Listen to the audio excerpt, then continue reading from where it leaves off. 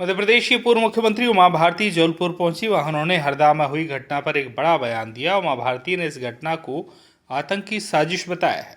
पूर्व मुख्यमंत्री का कहना है कि हरदा हमेशा से सिमी का गढ़ रहा है। साथ ही अवैध स्थान पर विस्फोटक सामग्री का इतनी बड़ी मात्रा में होना भी जांच का विषय है। वहीं उन्होंने कांग्रेस की सरकार पर सवाल उठाते हुए कहा कि जब कांग्रेस की सरकार थी तो पूरे स्वर्ण मंदिर में बारूद भरा था। ठीक है। हाँ। ठीक है दीदी, कल एक बड़ा हादसा हुआ है हरदा में। अवैध फटाखा जो गोदाम है वहाँ विस्फोट हुआ है।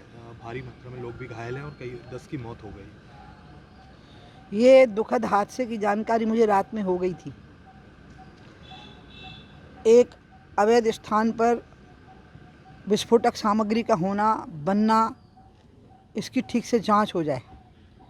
जिनकी मृत्यु हो गई है वो तो वापस नहीं लौट सकते, लेकिन वो बहुत तकलीफ से मरे हैं और अभी बहुत बड़ी संख्या में घायल भी होंगे। हमारे प्रदेश की सरकार तो बहुत ही संवेदनशील है, मुख्यमंत्री जी संवेदनशील हैं। जो उनके परिजन हैं उनको ठीक से मुआवजा भी मिलेगा या घोषित हो चुका होगा, लेकिन जो मर गए वो बहुत कष्ट से मरे हैं। और ये दुखद हादसे की जानकारी मुझे रात में हो गई थी। एक अवैध स्थान पर विस्फोटक सामग्री का होना बनना, इसकी ठीक से जांच हो जाए।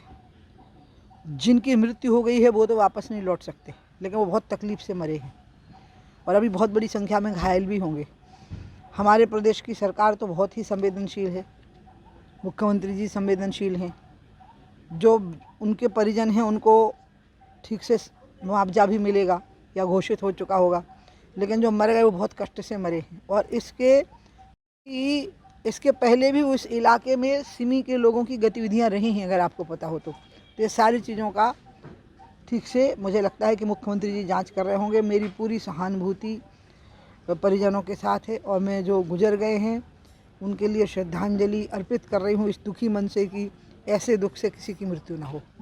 अब मैं इसको इसलिए नहीं कह सकती हूँ कि इंटेलिजेंस का काम है, लेकिन ये तो लगता है कि इतनी बड़ी संख्या में अवैध बारूद बनना, कि उसका विस्फोट हो गया और ये सब हो गया, तो कहाँ से सामग्री जुटी होगी। तो वो तो जब तक इस प्रकार के लोग ना हो जो आतंकी गतिविधियों में संलग्न रहते हों, ऐसी सामग्री मिल नहीं पाती। जब कांग्रेस की सरकार थी ना तो पूरा स्वर्ण मंदिर के अंदर बारूद भरा हुआ था, इसलिए कांग्रेस के लोग से और आतंकवादियों से भर गया था।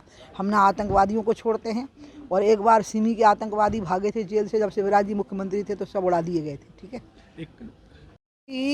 इसके पहले भी उस इलाके में सिमी के लोगों की गतिविधियां रही हैं, अगर आपको पता हो तो ये सारी चीज़ों का ठीक से मुझे लगता है कि मुख्यमंत्री जी जांच कर रहे होंगे। मेरी पूरी सहानुभूति परिजनों के साथ है और मैं जो गुजर गए हैं उनके लिए श्रद्धांजलि अर्पित कर रही हूँ इस दुखी मन से कि ऐसे दुख से किसी की मृत्यु ना हो। दीदी, कहीं ना कहीं ये सिमी साजिश हो सकती है वहाँ पर। अब मैं इसको इसलिए नहीं कह सकती हूँ कि इंटेलिजेंस का काम है, लेकिन ये तो लगता है कि इतनी बड़ी संख्या में अवैध बारूद बनना, कि उसका विस्फोट हो गया और ये सब हो गया, तो कहाँ से सामग्री जुटी होगी।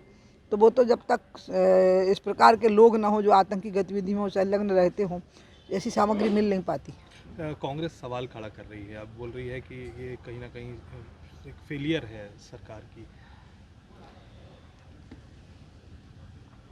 जब कांग्रेस की सरकार थी ना तो पूरा स्वर्ण मंदिर के अंदर बारूद भरा हुआ था, इसलिए कांग्रेस के लोग से और आतंकवादियों से भर गया था। हम ना आतंकवादियों को छोड़ते हैं, और एक बार सिमी के आतंकवादी भागे थे जेल से, जब शिवराज जी मुख्यमंत्री थे तो सब उड़ा दिए गए थे। ठीक है। और उनके भी पक्ष में दिग्विजय सिंह जी बोल रहे थे। कल नया आदेश जारी हुआ है शराब को लेकर कि अब 1.5 किलोमीटर जो है दूर होगा जहाँ धार्मिक स्थल मंदिर है, स्कूल है। किस तरीके से मोहन तो हैं ही इस मामले में बहुत अच्छे, क्योंकि जब संघर्ष हुआ था तो मोहन उस समय पर नगर निगम के अध्यक्ष थे। तो मैंने उस समय ये घोषित कर दिया कि सिंहस्थ वाला एरिया उज्जैन का पवित्र नगरी है, यहाँ अंडा मांस मछली शराब कुछ नहीं हो सकता। तो मोहन ने उसका इतने अच्छे ढंग से नोटिफिकेशन कराया था, मैं उसको भूलती नहीं हूँ। तो मोहन तो मूलतः संस्कारवान धार्मिक व्यक्ति हैं और हम बड़े भाग्यशाली हैं कि वो हमारे मुख्यमंत्री हैं। एक बार फिर अब क्या शराबबंदी का जो मुद्दा है है वो आप लगातार आंदोलन करते अभी इसका एक बहुत बड़ा हिस्सा बाकी है जो सरकार का नहीं है, वो है समाज में जागरण। शराब पीने वालों को कंट्रोल करने के लिए परिवार के अंदर जागृति, मोहल्लों में जागृति, लोगों में जागृति। ये तो सरकार वाला हिस्सा है जो शिवराज जी ने पूरा किया था और मोहन जी ने उसको और आगे बढ़ा दिया। लेकिन असली चीज़ तो ये है कि समाज में उसका प्रतिरोध करने के लिए अब लोगों को खड़ा होना पड़ेगा। हैं। दीदी अब लोकसभा चुनाव आ रहे हैं, आप क्या हम पहले बोल चुके थे, अब तो जगत प्रकाश नड्डा जी मिल जाए, उन्हें पकड़ो और उनसे पूछो कि अब क्या होना है दीदी का। यूसीसी बिल को लेकर के जो उत्तराखंड सरकार ने बहुत अच्छा कॉमन सिविल कोड ही भारत को एकात्मता में बांधेगा कानूनी तौर पे। वैसे तो भारत एकात्म है और भारत ने अपनी एकात्मता पूरे अयोध्या के समय पे दिखा दी। सुप्रीम कोर्ट का निर्णय, सुप्रीम कोर्ट के निर्णय के बाद शिलान्यास, शिलान्यास के बाद प्राण प्रतिष्ठा,